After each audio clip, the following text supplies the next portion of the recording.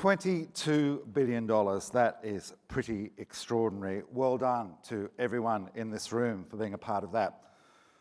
Okay, let's do it. We are incredibly lucky that we've got some great politicians joining us over the next couple of days. Of course, they do set the regulatory landscape. And I was talking to Scott earlier about, we kind of sometimes feel that the regulatory grass is always greener elsewhere. But as someone who travels the world and looks at what others do, we do have a really good connection with our political leaders here and a desire to make things better so that everyone succeeds. So, without further ado, I would like you all to welcome to the stage the Honourable Danny Pearson MP, Victorian Minister for Finance, Minister for Economic Growth and Jobs. And go wild like next year's funding depends on it. Come on, please, welcome him to the stage.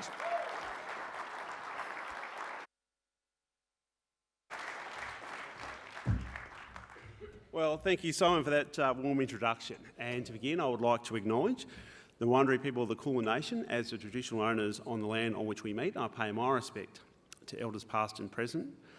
I want to also acknowledge other traditional owners or First Nations people who may be with us today. The Victorian Government is committed to truth, treaty and self-determination for First Peoples.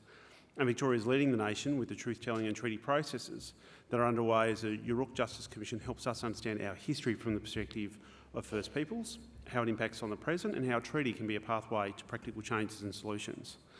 Look, it's fantastic to be here, and I want to acknowledge Sarah Gorman, the Board Director and Chair of FinTech Australia and Head of Growth and Marketing at Digital Agricultural Services, and of course Rehan Dalmedia, the Chief Executive Officer of FinTech Australia.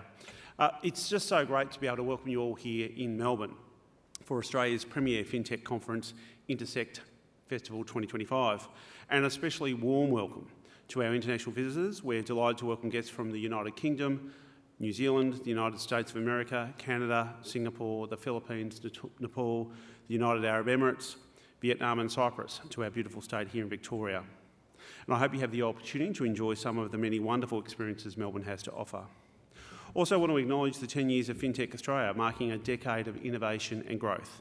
And the Victorian Government is proud once again to support FinTech Australia and Intersekt Festival. We've supported Intersekt for the past 9 years because we see this event as an incredibly valuable opportunity to bring together leaders from across the national and global FinTech ecosystems to focus on the potential of Australia's FinTech sector. And we understand the important role the FinTech sector plays in the Victorian economy, and we want to take it so much further. And that's why there is a great reason that FinTech Australia has chosen Melbourne as the location for Intersekt for the last 9 years. Because in Victoria here, we recognise that FinTech is a key pillar of Victoria's thriving digital economy. We are home to around 350 FinTech firms.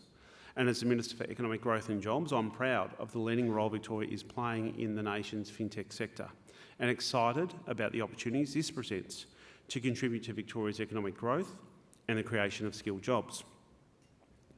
Victoria's FinTech startups have created 5,400 jobs, and FinTech is at the heart of Victoria's rapidly growing startup scene, with FinTech in the top 3 subsectors of Victoria's 3,800 startups. As these numbers show, there is no doubt that Victoria can lay claim to being a globally competitive FinTech hub, leveraging our capabilities in banking, payments and wealth management, and Victoria's financial services industry, which is the largest of any industry in the state. So a conference today, or in the next couple of days, I think is really important because we've just got the opportunity to showcase what we are good at here in Victoria, but it's also an opportunity to learn as to what's working in other jurisdictions as well. I think it's also important to have in a room just so many people who are bold and courageous. And I don't use those terms lightly, because I think when you choose a path in FinTech, you're essentially looking at something that fundamentally works, right? Like, financial transactions work, there's liquidity in the market, there's established systems in place. But those of you who are here today, you have gone and set up a career by posing the question about, you don't ask yourself why, you ask the question why not? And that's the thing I've always really attracted to with the FinTech sector, because you are the pathfinders to doing things differently. You're going to show us all a different way in which financial services can operate, both here in Australia but also at a global level. And I think with uncertain times and the level of uncertainty that we're all experiencing at the moment, that's really important, because we need more stories like the ones that you tell us. We need to innovate and we need to do things differently. And I think the capacity that you have in this room is the ability to show policymakers like me that there's a different way, a better way, a way in which we can make sure that we've got the right systems and processes in place and the right products and services in place to guide economic growth and transformation over the next 2 decades. And that's something I think that is incredibly exciting, and that's something I've always really appreciated with the work that you do in this sector. So as a government, we recognise that FinTech is that strategic priority sector, and it was something that we spoke about in the economic growth statement we released last year, because we recognise it's a key driver for the state's productivity and our economic growth. I also think that given the fact that Melbourne is the home for the industry superannuation funds, it does present an opportunity of thinking about how we can link up superannuation wealth management with FinTech and finding ways to doing things differently, to do things better, to innovate, to reform, and always push yourselves forward. And I think for those of you in this room, all of you have got those characteristics. All of you want to do better. All of you want to reform. All of you want to innovate. All of you are not satisfied with the status quo.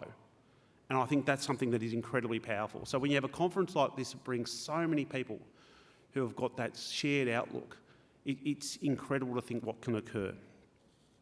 So I want to thank the contribution that Victoria's FinTech sector makes to our economy, and I want to support this flourishing sector to thrive now and into the future. I do want to thank FinTech Australia for being able to make this event come to life. We had a fantastic conversation recently in my office, and it's just exciting to see what the future holds. I'm sure that the next 2 days will present a great opportunity to hear from a range of experts, to be able to network with your peers, to make new connections, and leave with new ideas and plans for the future.